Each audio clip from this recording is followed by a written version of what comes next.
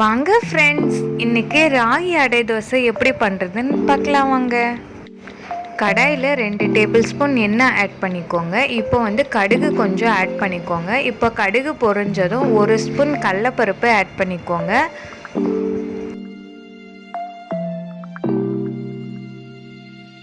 அடுத்தது 1 ஸ்பூன் உளுத்தம்பருப்பு ஆட் பண்ணிக்கோங்க. கடலைப்பருப்பும் உளுத்தம்பருப்பும் பொன்னிறமாக செவக்கிற அளவுக்கு நல்லா வறுத்துக்கோங்க. கடலைப்பருப்பும் உளுத்தம்பருப்பும் இப்போ பொன்னிறமாக செவந்துடுச்சு. இந்த ஸ்டேஜில் 4 வரமிளகா கட் பண்ணிவிட்டு ஆட் பண்ணிக்கோங்க. 5 பல் பூண்டு பொடுசாக கட் பண்ணிவிட்டு அதையும் இதில் சேர்த்துக்கோங்க.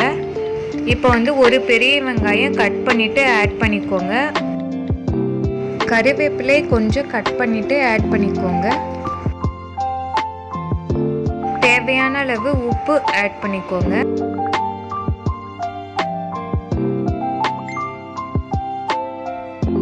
இப்போது எல்லாத்தையும் நல்லா வணக்குங்க.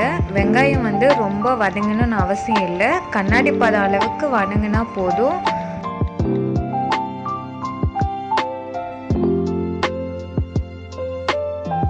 இந்த ஸ்டேஜில் நம்ம ஸ்டவ் ஆஃப் பண்ணிடலாம். கொஞ்சம் ஆற வச்சுட்டு அதுக்கப்புறம் மாவெல்லாம் ஆட் பண்ணிக்கலாம். இப்போ நல்லா ஆறிடுச்சு. 2 டம்ளர் அளவுக்கு ராகி மாவு ஆட் பண்ணிக்கோங்க. 1/2 டம்ளர் அளவுக்கு கம்பு மாவு ஆட் பண்ணிக்கோங்க. 1 டம்ளர் அளவுக்கு கோதுமை மாவு ஆட் பண்ணிக்கோங்க. லாஸ்ட்டாக கொத்தமல்லி கொஞ்சம் கட் பண்ணிவிட்டு ஆட் பண்ணிக்கோங்க. நம்ம எதுக்காக கோதுமை மாவு இதில் யூஸ் பண்ணுறோன்னா, நீங்கள் வெறும் ராகி மாவு மட்டும் யூஸ் பண்ணிங்கன்னா கொஞ்ச நேரத்துலேயே சுட்டு எடுத்ததுக்கப்புறம் காஞ்சி போன மாதிரி ஆகிடும். நமக்கு சாப்பிட்றதுக்கும் அந்தளவுக்கு நல்லா இருக்காது. இதில் நம்ம கோதுமை மாவு யூஸ் பண்ணுறதுனால அது நமக்கு சாஃப்ட்னஸ் வரும். நீங்கள் நாளைக்கு காலையில் எடுத்து சாப்பிட்டா கூட உங்களுக்கு சாஃப்டாகவே இருக்கும். அதனால் நம்ம கோதுமை மாவு இதில் யூஸ் பண்ணிக்கிறோம். 2 டம்ளர் ராகி மாவுக்கு 1 டம்ளர் கோதுமை மாவு யூஸ் பண்ணிக்கலாம். கொஞ்சம் கொஞ்சமாக தண்ணி ஆட் பண்ணிவிட்டு மாவு பிணைஞ்சு ரெடி பண்ணி எடுத்துக்கோங்க. இப்போ மாவு ரெடி ஆகிடுச்சு. இப்போ நான் கிளாத் யூஸ் பண்ணுறேன். நீங்கள் வாழை இலை இருந்ததுன்னா வாழை இலை கூட போட்டு தட்டிக்கலாம். ஒரு பிளேட் மேலே அப்படியே கிளாத் போட்டுட்டு கொஞ்சமாக மாவு எடுத்து அப்படியே தட்டுங்க.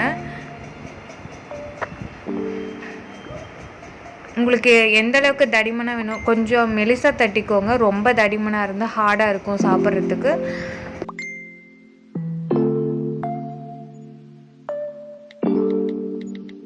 இப்போ ஸ்டவ் ஆன் பண்ணிவிட்டு தோசைக்கல் வச்சுடுங்க. கொஞ்சமாக ஆயில் அது மேலே அப்ளை பண்ணிவிட்டு தட்டின அடையை இப்போ அதில் எடுத்து போட்டுருங்க.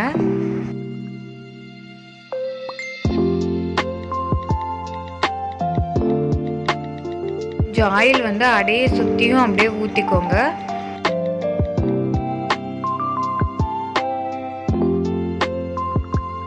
ஒரு பக்கம் நல்லா வெந்ததும் அடுத்த பக்கம் திருப்பி போட்டுக்கோங்க. 2 பக்கமும் நல்லா வெந்ததுக்கப்புறம் எடுத்துருங்க.